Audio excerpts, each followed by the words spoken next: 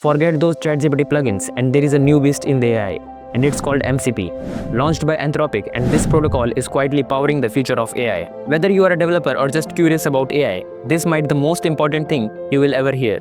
But what is MCP and why companies are rushing to adopt it? So stay tuned throughout the video, and I am going to explain you what is the MCP server and how it works in a very simple way. Okay, so let's first begin with what is MCP. MCP is a communication and coordination protocol designed to enable different AI models or agents to interact with each other and their environment by providing structured context to AI models. If we try to understand this technical definition in simple terms, it's mean MCP acts as a bridge between the AI models or agents to talk and help each other by sharing context or external info with the models for what they are trying to do. So let's take an example to understand it in better way. Imagine you are in a hotel room and you call the reception, which is host, to ask for the room services, which is client. You say, send me a coffee. They understand it, write it down and send someone with your coffee. So that understanding and delivering the coffee is what MCP does between the AI models. It's like understanding what your problem is and delivering the perfect solution. So MCP acts as a bridge between the AI model and the external tool which provides you the solution. So now let's talk about what does MCP stand for. MCP stands for Model Context Protocol. What does model mean here? Model refers to any AI model or LLM like ChatGPT, Claude, Gemini. So now let's talk about the context. What is context mean here? Context means the important information or details an AI agent or model needs to understand what's happening and what it should do next. It helps the agent or model to focus on the part of the world that matters for its current goal. Okay, so let's try to understand it with an example. So suppose if an AI trying to find a door in a room, its context might be the size and shape of the room, where the walls are, and the location of the door.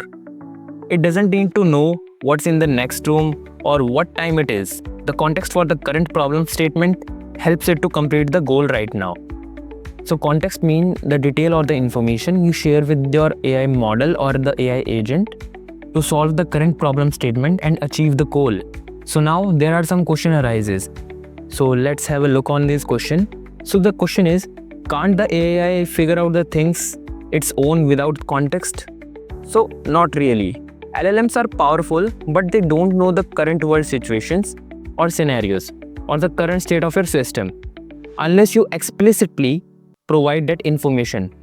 How you can provide that information explicitly? By providing it the context.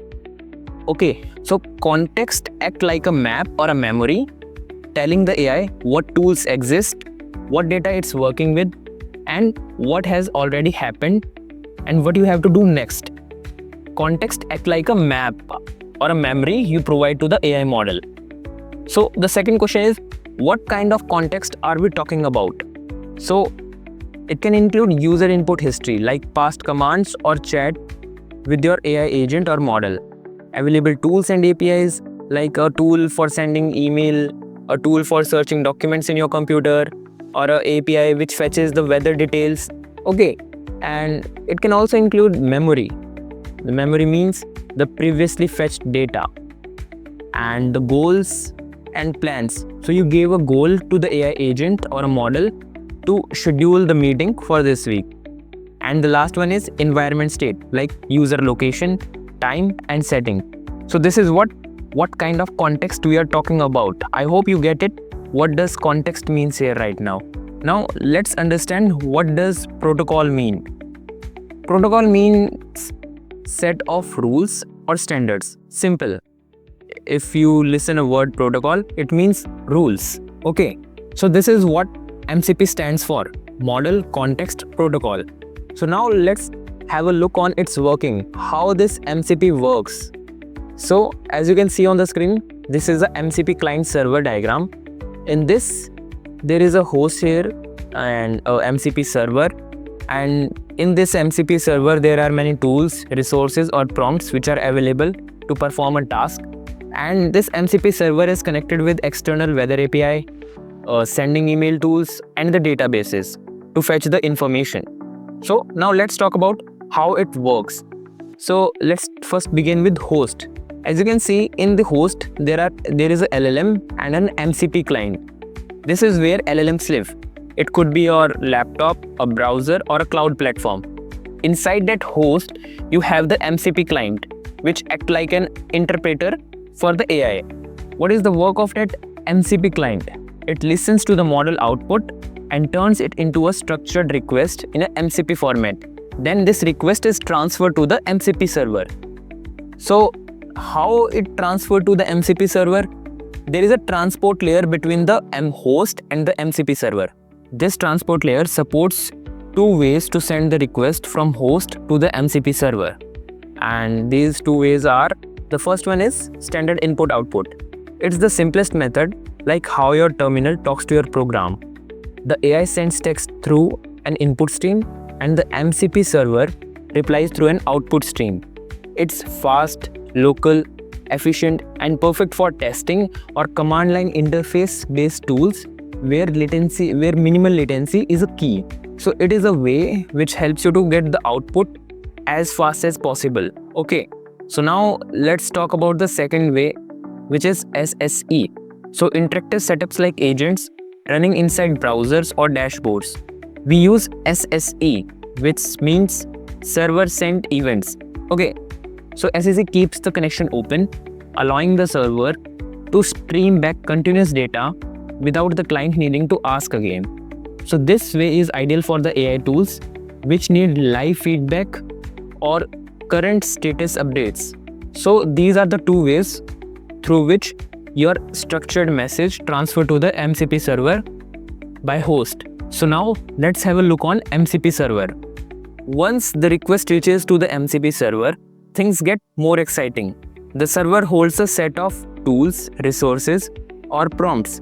Tools include like APIs or email sending tools. APIs fetch the current weather data and provide the output to the user. And the resources like memory or vector stores or the local documents which are stored in your computer. And the prompts includes like the reusable instructions or the templates that model can call. These templates are used to enhance the user's prompt and to provide you the better and maximum output. Okay, so this is what a MCP server contains. MCP server contains tools, resources, and prompts. This MCP server is connected to the weather APIs or the sending email tools and the databases. So let's take an example to get a better understanding how MCP server work. So here are two examples. So let's suppose you assign a task to LLM to send an email to someone. Then LLM wants to send an email. Okay, so instead of writing those SMTP codes, it just send a request like use this send email tool with this subject and body.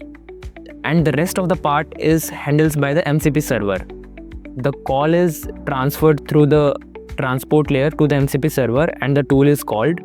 And then the email sending tool use those subject and body to send the email by calling the real-time email services and returning the results.